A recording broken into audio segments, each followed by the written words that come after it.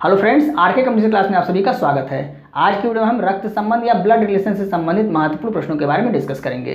आज की वीडियो में हम जिन प्रश्नों को डिस्कस करेंगे ये सभी प्रश्न पिछली परीक्षाओं में आए हुए प्रश्न होंगे जो काफ़ी महत्वपूर्ण हैं। तो आइए इस वीडियो को शुरू करते हैं। पहला प्रश्न क्या है?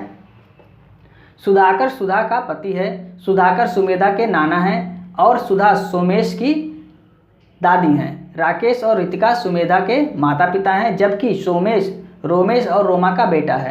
रोमेश और रितिका के बीच क्या संबंध है? यह हमें जानकारी दी गई है। तो आइए यहाँ पे हम जानकारी को उनके जनरेशन के आधार पे यहाँ दर्शाते हैं। तो सबसे पहले क्या है? सुधाकर, सुधाकर और सुधा पति पत्नी है, मतलब ये प्लस हो गया और ये माइनस। सुधा मतलब ये फीमेल ये मेल हो गए। अब कह रहा है सुधाकर सुमेधा के नाना है। सुमेधा के नाना मतलब बीच में एक जनरेशन और आएगी, और नाना है मतलब माता के पिता ही नाना होंगे। तो यहाँ पे क्या हो गया? सुमेधा। आगे क्या कह रहा है? और सुधा सोमेश की दादी हैं। ये जो सुधा हैं ये सोमेश की दादी हैं, मतलब इनके बीच में भी कौन आएगा? जो सोमेश हैं इनके पिता आएंगे। तो सोमेश यहाँ हो गए। अब सोमेश के पिता आएंगे तो पिता की माँ को हम क्या कहते हैं? दादी कहते हैं। और यहाँ सुमेधा की माँ आएंगी, जो कि माँ के पिता को हम क्या कहते हैं? नाना कहते हैं। यहाँ पिता नहीं आएंगे, अगर पिता के पिता हो जाएंगे तो हम दादा कह देंगे, तो इसलिए यहाँ पे माता आएंगी। आगे देखते हैं। राकेश और रितिका सुमेधा के माता पिता हैं। तो राकेश और रितिका सुमेधा के माता पिता हैं। तो राकेश हम यहाँ कर देते हैं, पति पत्नी हो गए, और रितिका ये माता हो गई। रितिका को हमने यहाँ इसलिए रखा क्योंकि माता के पिता ही नाना होते हैं। अब यहाँ देखते हैं। जबकि सोमेश रोमेश और रोमा का बेटा है। सोमेश रोमेश और रोमा, तो रोमेश को हम यहाँ रखेंगे और रोमा को यहाँ रखेंगे। रोमा को हमने यहाँ क्यों रखा?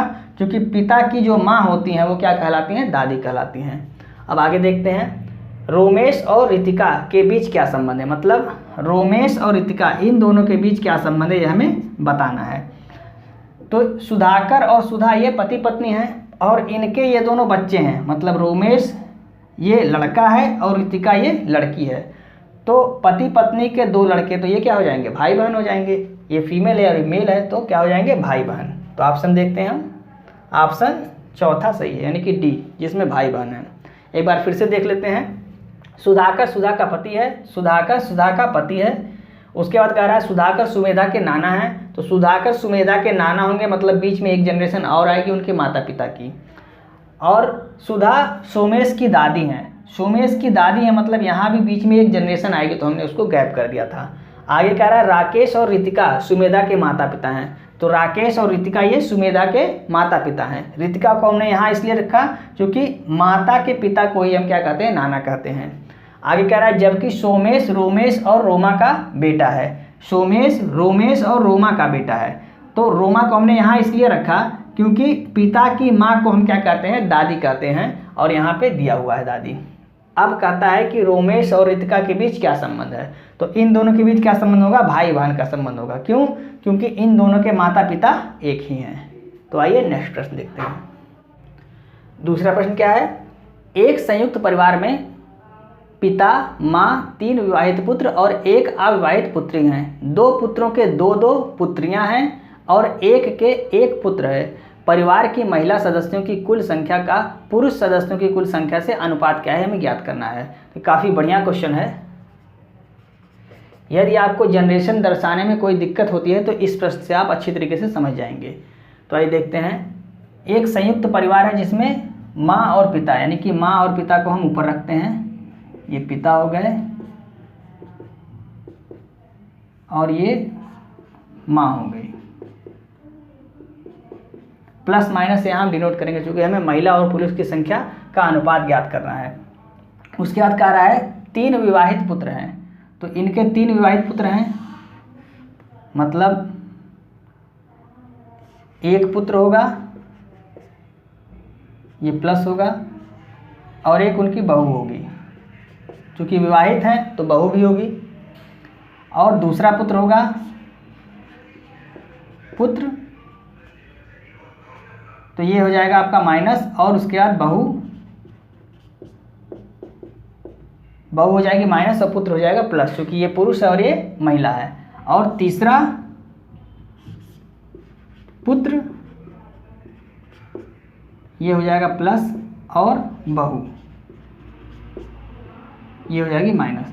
यानी पिता और माता को हमने दर्शाया, उसके बाद अगली जनरेशन में उनके 3 पुत्र, तो 1 पुत्र, 2 पुत्र और 3 पुत्र, और चूंकि विवाहित हैं तो उनकी बहू, यानी कि इस पुत्र की पत्नी या पिता की बहू, इनकी बहू और इनकी, मतलब 3 बहू हो गई।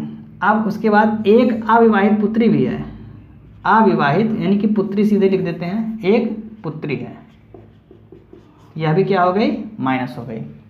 अब कह रहा है 2 पुत्रों के 2 पुत्रियां हैं, यानी कि 2 पुत्रों के 2 पुत्रियां, तो हम यहाँ दर्शा देते हैं पुत्री, इसकी भी कर देते हैं पुत्री। माता पिता 2 पुत्री, ये हो गया, यहाँ भी पुत्री,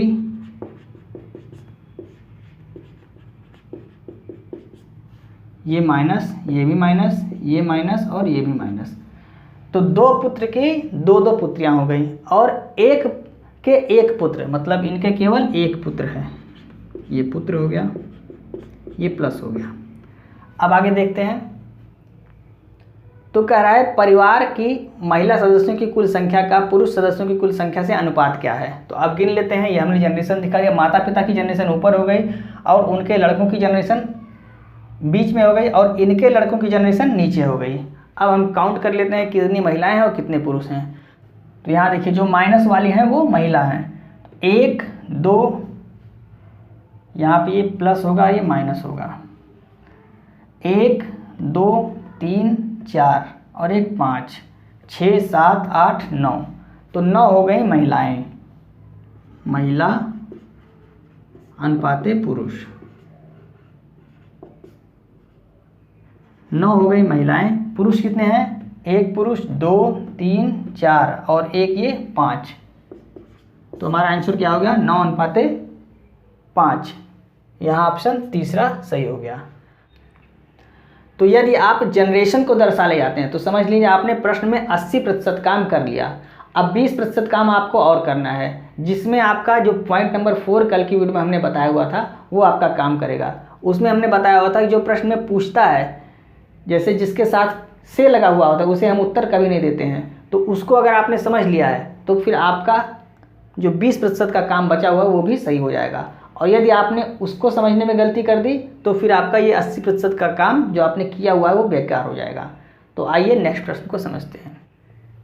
तीसरा प्रश्न क्या है, दिव्या और सतीश विवाहित जोड़ा है, सैम और अर्नब भाई हैं, सैम सतीश का भाई है, अर्नब की पुत्री दिव्या के पति से किस प्रकार संबंधित है हमें बताना है।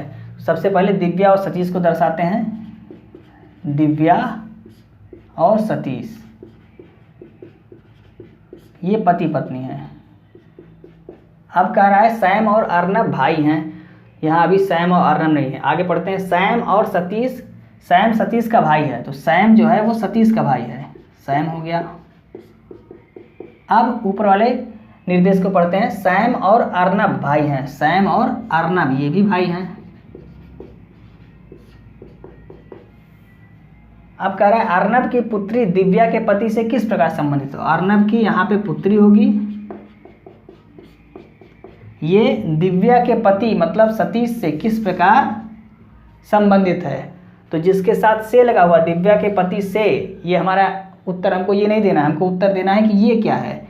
तो ये तीनों आपस में भाई हैं और भाई की पुत्री क्या हो जाएगी, भतीजी।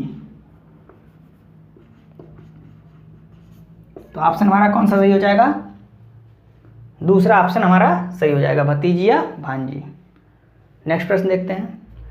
चौथा प्रश्न क्या है, अजय और विजय भाई हैं, राम विजय के पिता हैं, कमला राम की बहन है, प्रेमा राम की भांजी हैं, सुभा कमला की नातिन है, अजय का सुभा से क्या संबंध है हमें बताना है। तो हम देखते हैं सबसे पहले अजय और विजय भाई हैं, अजय और विजय,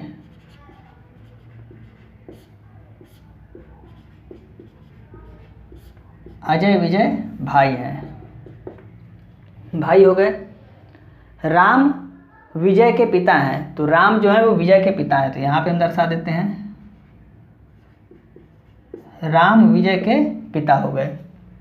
अब कह रहा है कमला राम की बहन है, तो कमला जो है राम की बहन है, मतलब कि इधर हो गई कमला माइनस ये राम की बहन हो गई।